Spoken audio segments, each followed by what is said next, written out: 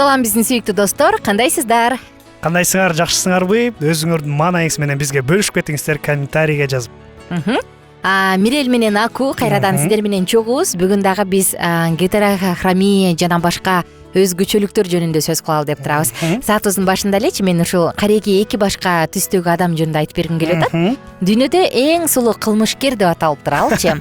Жереми Микстин атаандашы пайда болгон. Тагыраагы бир адам жогорку ылдамдык менен унааны айдаганы үчүн 20 жаштагы бала камакка түшүп калат да, колго түшүп. Анын аты Мехи Аланте Лаки экен, укмуш экен.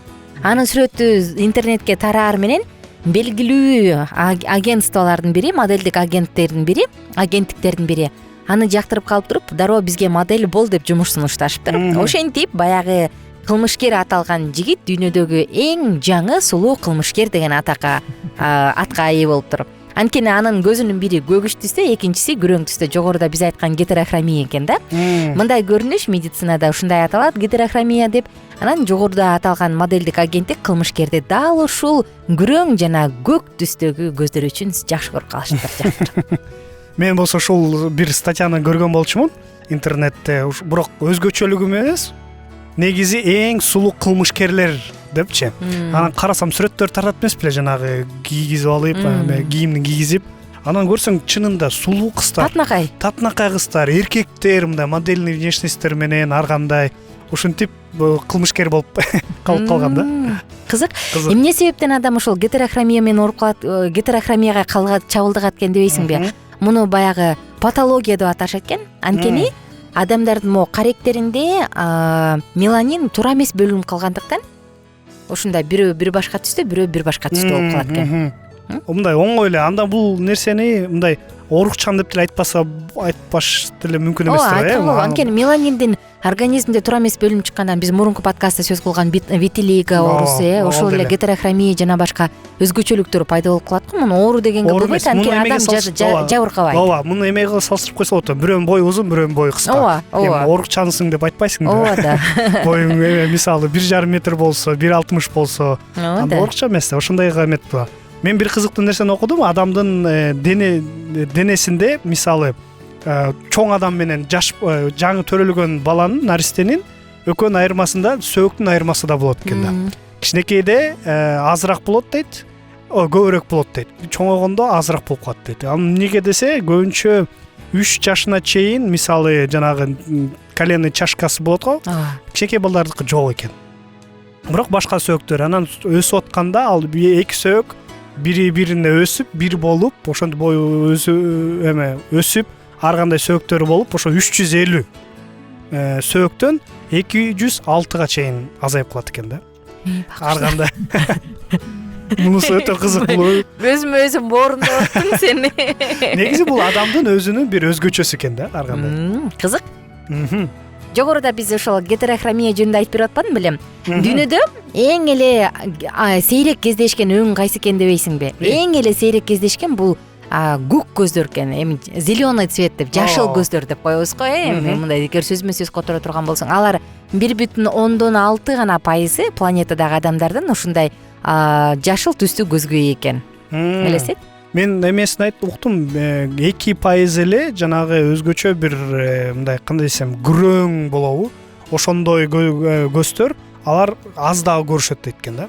Негизи биз бир кара чал болуп турат эмес беле, кара болуп көздөр көбүнчөсүнүкү, күрөң болгон ал дагы аз көрүнөт дейт да. Бирок мындай көгүшкө ага караганда эме эмес да, мындай кандай десем өтө мындай кызыктуу эмес да. Анткени болсо көздүн айырмасы жок болуп калышы мүмкүн да, кара көзү түрдө эле. Мына ушундай. Биз бүгүн адамдын өзгөчөлүктөрү жөнүндө сурап атабыз, сөз кылып атабыз. Анан угармандарыбыздан сурайлычы, сиздин дагы өзгөчөлүгүңүз бар болсо, анда ылдый жакка жазып коюңуз. Менин мондай өзгөчөлүгүм бар деп жазып койсоңуз сонун болмок. Мен бир өзгөчөлүктү билем. Адамдар бири-бирине айтып атпайсызбы, көзү көк же ар кандай көз болсо дагы 1%, 2% дүйнө жүзүндө арасында бар деп чыгат. Кээ бирлерде 3% деп, ар кандай болот деп. Аларга окшош бар. Бирок бир нерсе адамдын бул өзгөчөсү, андан башка жок дейт. Бул болсо эме кандай десем, отпечаток пальца, бармактан манжасын изи окшошпойт дейт. Бирок интернеттен карап окумуштуулар айтат, кээ бир адамдардыкы окшош болуп калышы мүмкүн дейт да. Кээ бир адамдардыкы, бирок бул өтө эле сейрек го дейм. Ооба, бул болсо ошондо өзгөчө турбайбы? Анда сен сага окшош манжанын эмеси тагы башка жок экен дейт да. Мен кичинекей кезимде уктум эле мындай депчи. Сага окшош аку дагы бир жакта бар. Ар бир адам окшошу бар. Мен кечкелөөнүн өрүндө мага окшош аку дагы каякта жүрдү болуп экен. Америкада жүрөбү, Германияда жүрөбү деп элечи. Анысыкандай. Менде да эмне өзгөчөлүк бар, эмне суроо бар дебейсиңби? Бизде негизи адамдын чачы түнкүсүн тез өсөт экен. Бирок күнүнө болжол менен 100дөн ашык чач кайра түшүп турат экен. Уктап атканда түшөт дейт. Кызык негизи ушу уктап атканда туруп кайра түшүп калат. Уктап атканда негизи көп нерсе болуп турат да, организмдин жаңылануусу, организмдин эс алышы абдан кызык. Баса мен ошо мурунку подкасттарда ошо түш көрүү же уктоо жөнүндө сөз кылгам да, ошол уктаган кезде адам болсо негизи уктаса, бирок денеси эки эсе иштей баштайт экен да. Күндө эмнени жоготсо, мисалы организмдин, ал дене болсо организмди кайра калыбына келтирип баштайт экен. Ошон үчүн көп нерсени алып, көп нерсени кошуп ушундай иш жүргүзөт экен да. Биз эс албайт экенбиз толугу менен. Негизи адамдын мээси бир процесске кирип, ал ошондой болуп калат экен. Бул дагы кээ бирлер адамдардын өзгөчөлүгү бар экен да. Кээ бирлер бат восстановление кылат, кээ бирлер болсо көбүрөөк укташ керек. Ушундай адамдардын өзгөчөсү да бар экен да. Могул адамдын көзүчү жалпысынан эмоциянын 55%-ын көргөзүп коет экен, жарымынан көбүн. Көзү карабаса калпайта албай калган, ошондон турбайбы көрсө.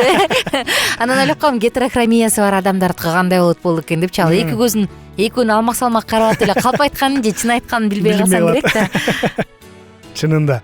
Негизи бир кызыктуу нерсени бар экен да. Бул 25% көбүрөөк да бул. Байкадык белек, мага жагат негизи адамдын мындай бетинде мындай тешик эмес, ямочка деп коет эмес беле.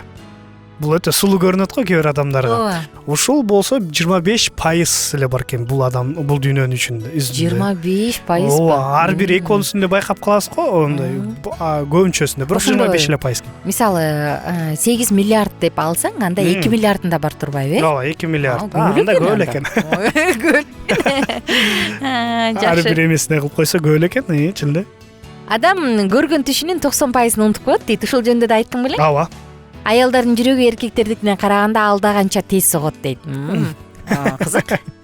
Бирок чын эле ушундай экен. Мен аябай таң калдым. Ушул баягы кардиолог болбогондон кийин көп мындай башың оорубайт го, андан кийин качан жакындарың ооруп калганда же изилдеш керек болуп калганда, ошолор жөнүндө билип алып аябай таң калдым да.